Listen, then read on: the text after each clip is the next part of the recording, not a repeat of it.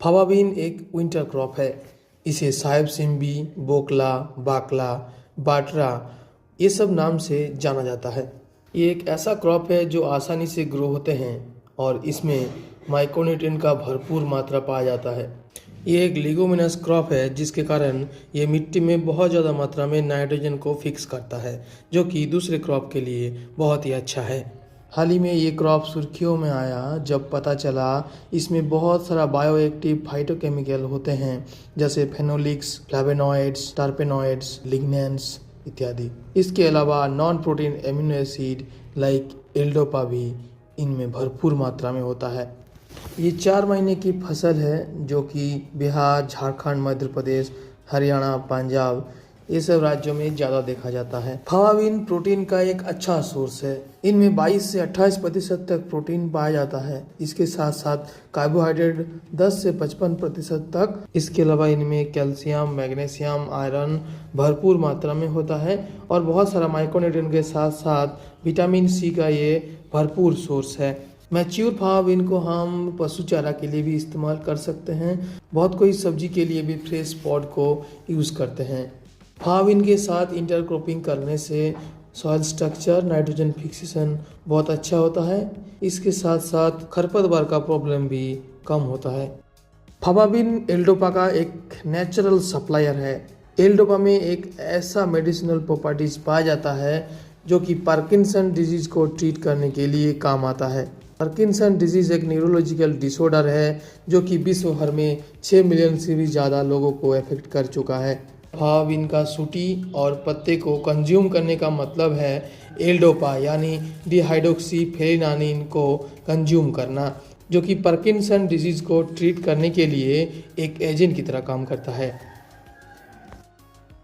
Fava bean उगाने के लिए हमें गहरी जुताई करके मिट्टी को रेडी करना चाहिए। एक बार प्लाविंग करने के बाद डिस्क हैरो से मिट्टी तैयार करके रोटावेटर से मिट्टी को समतल कर लेनी चाहिए।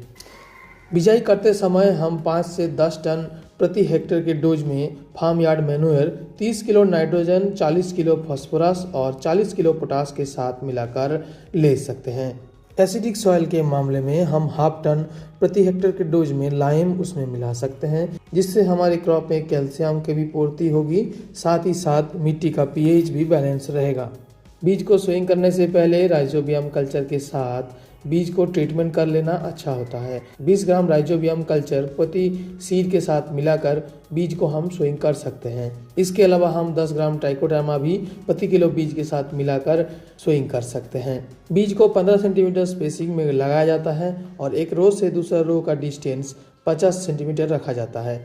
हमें बीज को 5 सेंटीमीटर से ज़्यादा गहरा नहीं लगाना चाहिए।